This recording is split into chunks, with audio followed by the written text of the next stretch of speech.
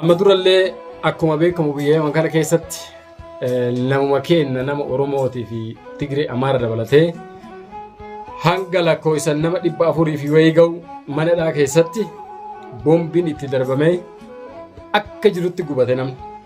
Gaddi sun odoo nu keessaan bahin odoo gadda san bara baraan yaadannu odoo bakka ijoolleen ta'e nagaa san itti gubatte yoo geennu garaan nu gubatu har'allee gadda san caalutu nutti dabalame. Akka biyya Yaman kanaatitti gadda san caalutu nutti dabalame lubbuu nama 115 saaruu ka itti darbanii dhabama godhanar.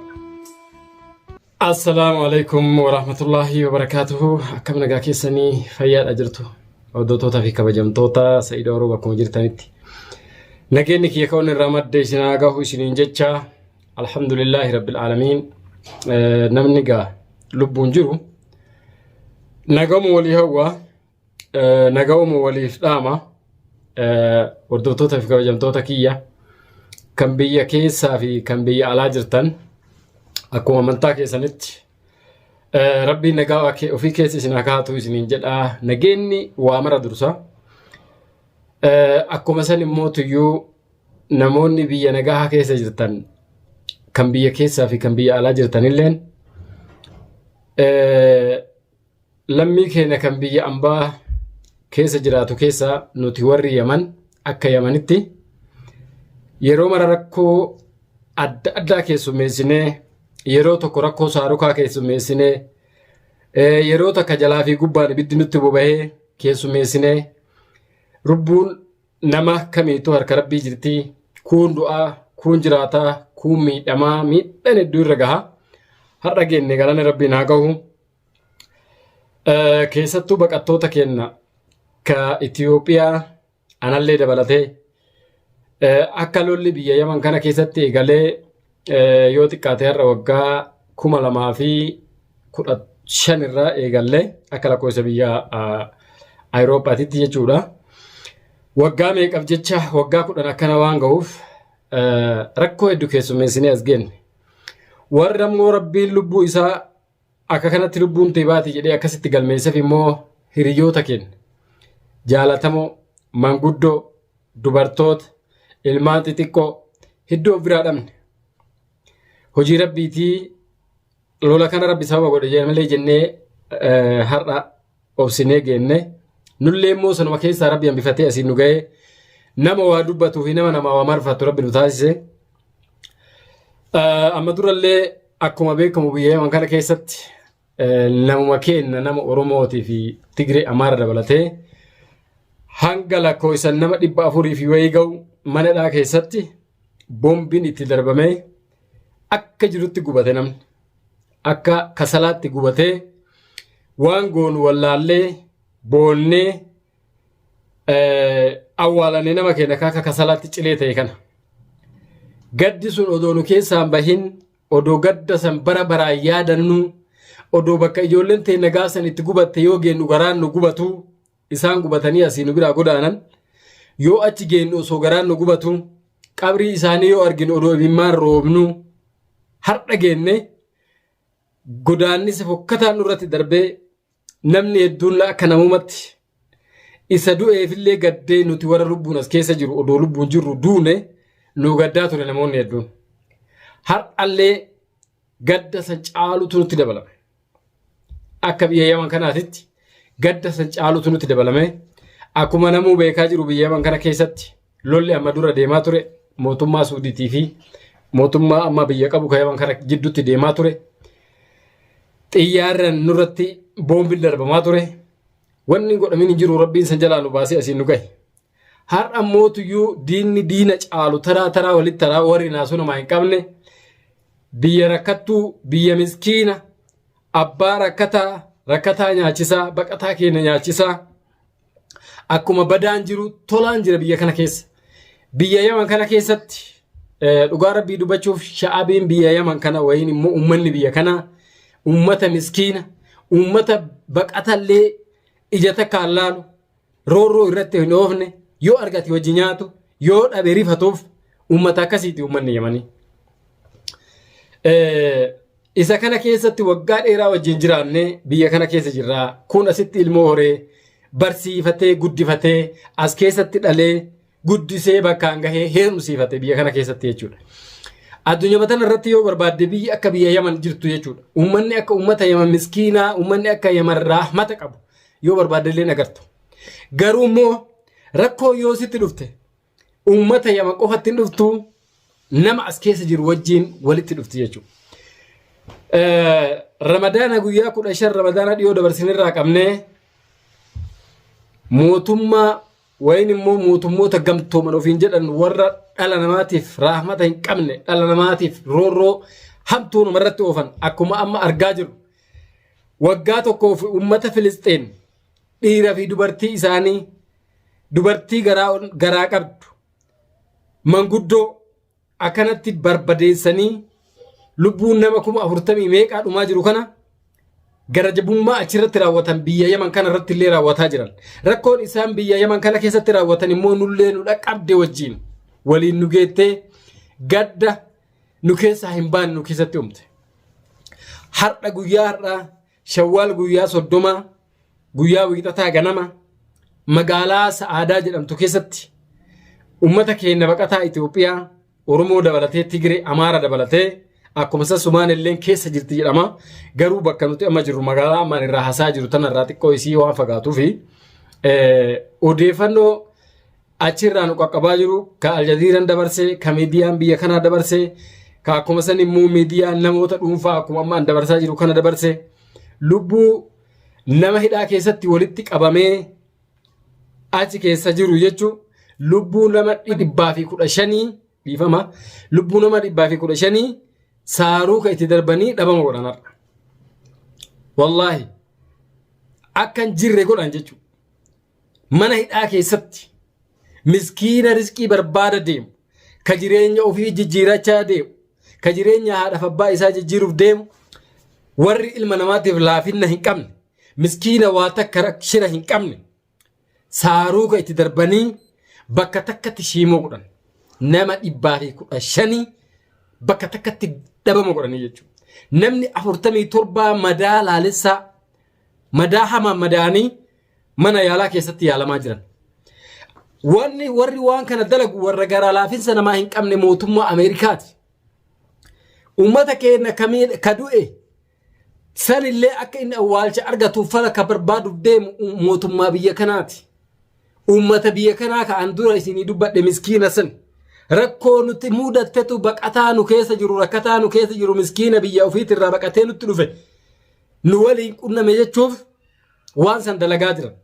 Ka uummata miidhame madoo akkasitti madaa'e sanillee fuudhee hanga danda'u yaalaa jiru mootummaa biyya kanaatii fi uummata biyya kanaa miskiina kan hedduu takka galatoonfachuun barbaada sha'abii Yamanii fi mootummaa biyya kanaallee jechuudha.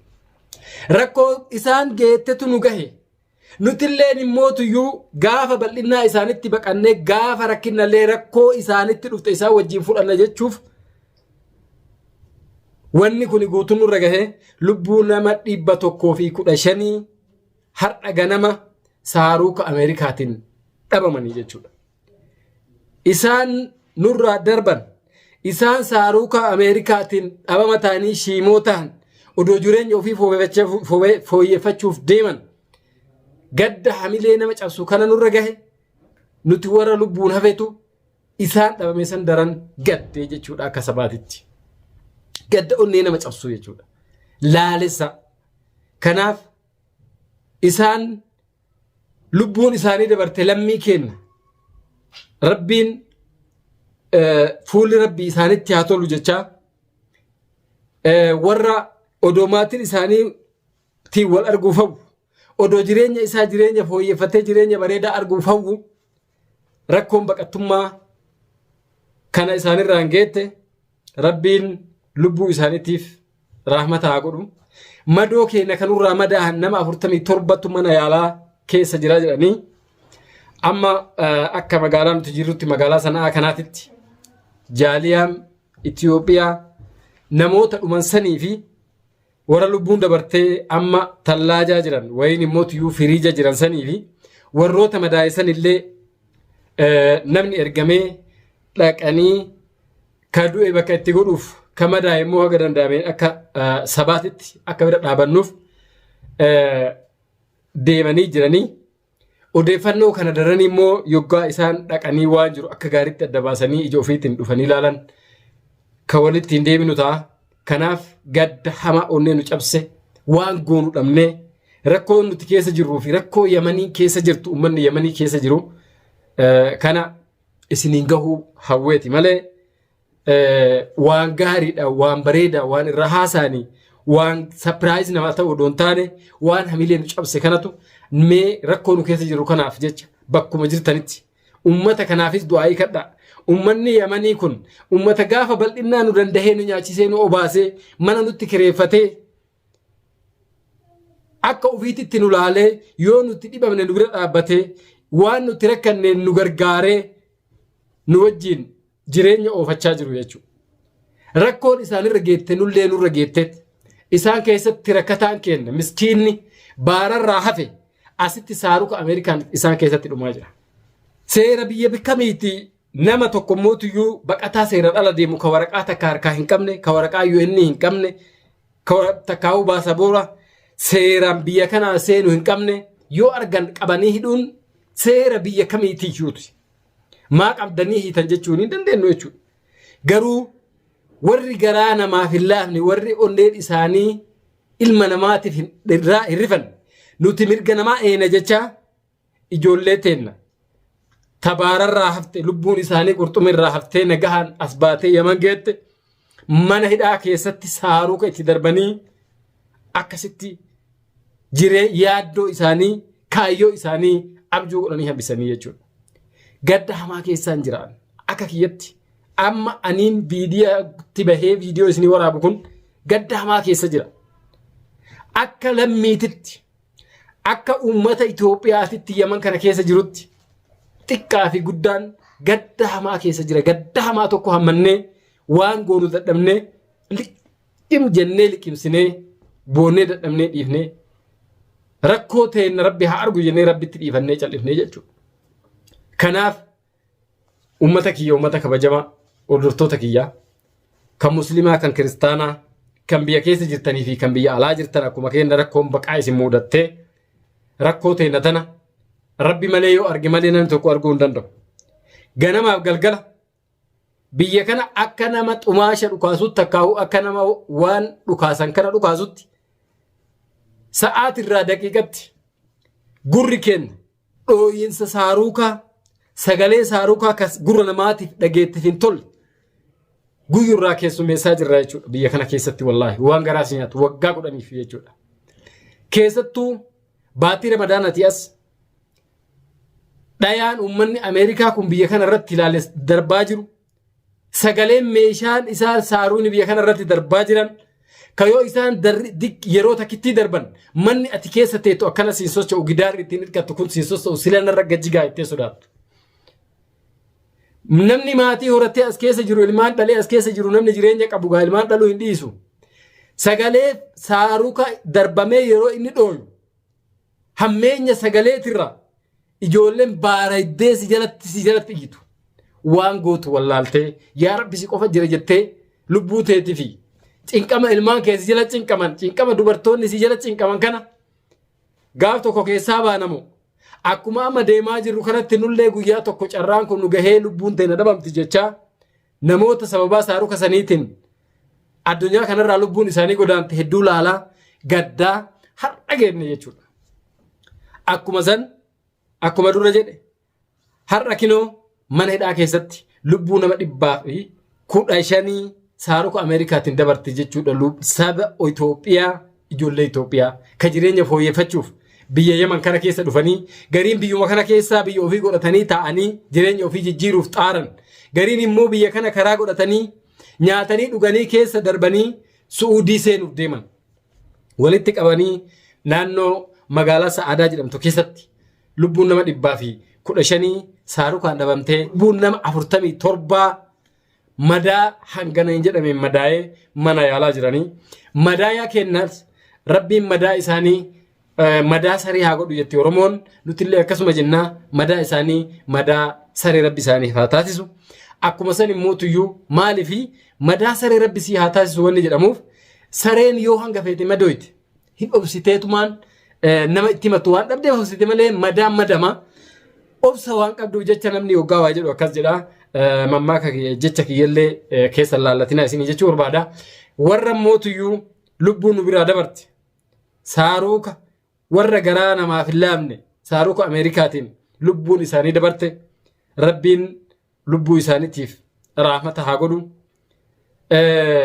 maatii isaaniitiif maatiin isaanii ilmi kiyya bahee hidhufa jedhanii eegaa jiran inni mootuyyuu akka namni tokko quba qabannetti rabbii isaatiin wal gahe yoo nama as keessa jiru kana keessaa ka akkana jettee maatii isaatiitti suurayyuu kaaftee erguun hin dandeenye jira ka foon isaa ciccitee wallaahi waan hedduu takka nama gaddisiisu foon isaa ciccitee foon isaatu arguun hin danda'amne jechuudha.